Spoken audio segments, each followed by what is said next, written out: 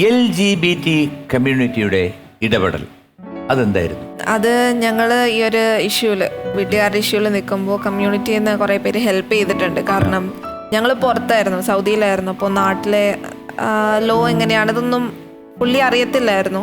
അപ്പോൾ അവർ നല്ലോണം സപ്പോർട്ട് ചെയ്തിട്ടുണ്ട്. നമുക്ക് കാണിച്ചു തന്നിട്ടുണ്ട് നമ്മൾ ഏത് പാർട്ടി കൂടെയാണ് പോകേണ്ടത്. ആദ്യം അവർ നമ്മളോട് പറഞ്ഞത് ജോബാണ്. ജോബ് നമ്മൾ കുറേ ട്രൈ ചെയ്തു. ഫിനാൻഷ്യലി ഇൻഡിപെൻഡന്റ് ആവുക, അതാണ് ഞങ്ങളോട് ആദ്യം പറഞ്ഞത്. അപ്പം ഞങ്ങൾ അതിനു വേണ്ടി ശ്രമിച്ചു. പിന്നെ ജോബ് കിട്ടി, അങ്ങനെ ജോബിന് കയറി.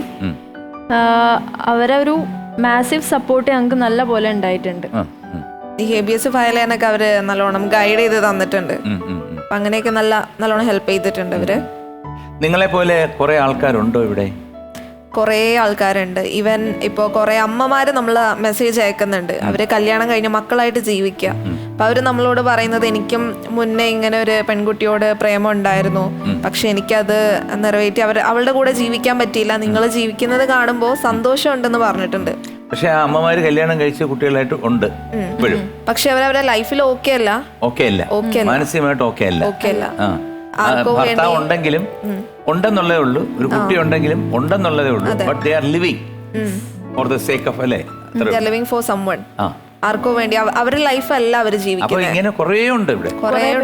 പിന്നെ ഞാൻ വേറൊരു കാര്യം ചോദിക്കുന്നേ, നിങ്ങളിപ്പം ഇങ്ങനെ ആണെങ്കിൽ തന്നെ നിങ്ങളുടെ ഉള്ളിന്റെ ഉള്ളിൽ നിങ്ങൾക്ക് നേരത്തെ അമ്മ പറഞ്ഞ പോലെ മറ്റൊരു കല്യാണം എന്നുള്ളൊരു കൺസെപ്റ്റ് ഇനി ഉണ്ടാകുമോ? ഞങ്ങൾ ആക്ച്വലി ഞങ്ങളുടെ കല്യാണത്തിനെ പറ്റി ഞങ്ങൾ പരസ്പരമുള്ള കല്യാണം ഉണ്ടാവും. അത് ഒരു അതെങ്ങനെ നടത്താനാണ് തീരുമാനിച്ചിരിക്കുന്നത്? അത് ഒരു ഫംഗ്ഷൻ പോലെ നടത്താനാണ് ഉദ്ദേശിക്കുന്നത്. എങ്ങനെ?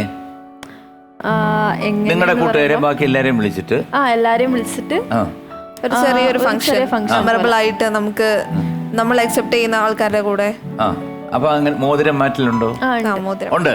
അത് ശരി. പിന്നെ മാലയിടയിലുണ്ട്. മാലയിടലില്ല, റിംഗ് എക്സ്ചേഞ്ച്. അതാണ് താല്പര്യം. ഗാനമേളയ്ക്ക് എന്നെ വിളിക്കൂ. സാറ് വരണം, ഉറപ്പായിട്ട് വരാം. ആരാണ് ആദ്യം ഒരു പ്രണയം എന്നുള്ള രീതിയിലോട്ട് വന്ന ആരാണ്? ആക്ച്വലി എങ്ങനെയാണ് തോന്നിയത്? നമ്മൾ പ്രൊപ്പോസ് ചെയ്തിട്ടില്ല, ഇറ്റ് ജസ്റ്റ് ഹാപ്പൻഡ് എന്ന് വേണമെങ്കിൽ നമുക്ക് പറയാം. എന്നാലും അത് എങ്ങനെയാണ് തുടങ്ങിയത്? കാരണം നമുക്കിപ്പോ ഒരു ഇത് വരണമല്ലോ. അതായത് ഇപ്പം ഒരാളെ കണ്ടിട്ട് എനിക്കിഷ്ടമാണ് എന്ന് പറയുന്ന പോലെ അങ്ങനെ എന്തെങ്കിലും എന്താണ് ആ മൂവ്മെന്റ്? എന്താണ്? ഞാൻ ഇവളോട് ചോദിച്ചിട്ടുണ്ടായിരുന്നു ഒരു ദിവസം ചാറ്റ് ചെയ്തോണ്ട്. ചോദിച്ചത് എങ്ങനെയാന്ന് വെച്ചാൽ, ഇപ്പോ നമ്മളൊരാളിപ്പോ ഒരാണ്, അങ്ങനെ നമ്മുടെ വീട്ടുകാര് കണ്ടുവരുന്നത് ഒരാണും പെണ്ണും, അത് മാത്രം. അപ്പൊ ഒരാളാണെങ്കിൽ ഒരാത്തിന് മുസ്ലിം ഫാമിലിയും കൂടെ, മതം കുഴപ്പമില്ല. ഈ എന്താ പറയാ, ഒരാളാണല്ലോ, അതാ കുഴപ്പം. എല്ലാവരുടെയും അക്സെപ്റ്റൻസും കൂടെ നമുക്ക് ഒരുമിച്ച് വിവാഹം കഴിച്ച് ജീവിക്കാലോ എന്ന് അങ്ങനെ ഒരു ചോദ്യം ചോദിച്ചു. അന്ന് ഞങ്ങളൊരു തോട്ട് അങ്ങനെ ആയിരുന്നു കേട്ടോ. പക്ഷെ ഇന്ന് ഞങ്ങക്ക് അത് ആവശ്യമെല്ലാം തോന്നുകയാണ്. നമ്മൾ കണ്ടുവരുന്നത് അങ്ങനെയാണല്ലോ.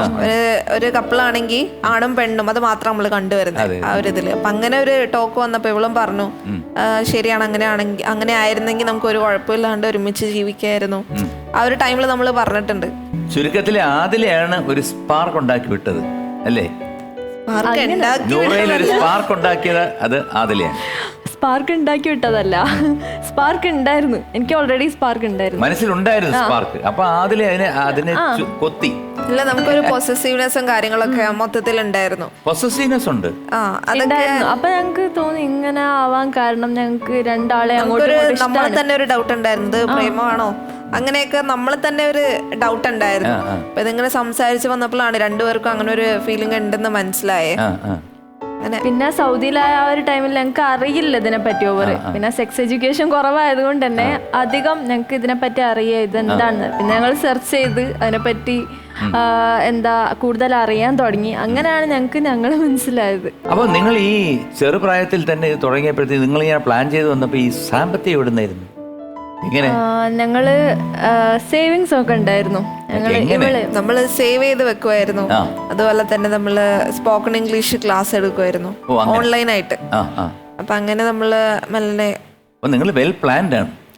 3 വർഷത്തെ പ്ലാൻ ശേഷമാണ് ഇറങ്ങിയത്. അപ്പൊ കൊറേ പൈസയൊക്കെ സമാഹരിച്ചു വെച്ചു? കൊറേ അല്ല, അത്യാവശ്യം. ജോലിയും ശരിയായത് കൊണ്ട് കുഴപ്പമില്ലായിരുന്നു. സാലറി അഡ്വാൻസ് ഒക്കെ എടുക്കാം. അപ്പൊ കുഴപ്പമില്ലായിരുന്നു.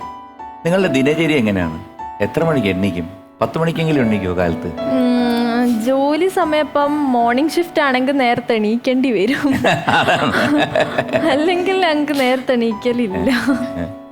എന്നാലും സാധാരണഗതിയിൽ ഒരു സൺഡേ അല്ല സാധാരണഗതിയിൽ ഒരു 12 മണി 1 മണി എണീക്കും. അത്ര എണീക്കുമല്ലോ, മതി. കിടക്കുന്നത് പെട്ടെന്ന് ഓർക്കും ഒരു 9 മണി 10 മണി. നിങ്ങള് പിന്നെ ഈ സൂര്യനെ കാണുന്നെന്ന് പറഞ്ഞാൽ 12 തൊട്ട് 5 വരെ 5:30 വരെ ഉള്ളൂ. ഇല്ല, ആരെങ്കിലും വന്ന് പറയുകയാണ് നിങ്ങളുടെ ജീവിതകഥ ഒരു ചെറിയ സിനിമയാക്കി മാറ്റാൻ പോവാ, നിങ്ങൾ വന്ന് അഭിനയിക്കാൻ പറ്റുമോ എന്ന് ചോദിച്ചാൽ ചെയ്യൂ?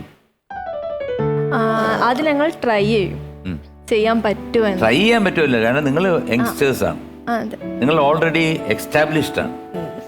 ലോകം മുഴുവനുള്ള ആൾക്കാർക്ക് നിങ്ങളുടെ കഥകൾ അറിയാം അല്ലേ? ഒരു തുറന്ന പുസ്തകമാണ്.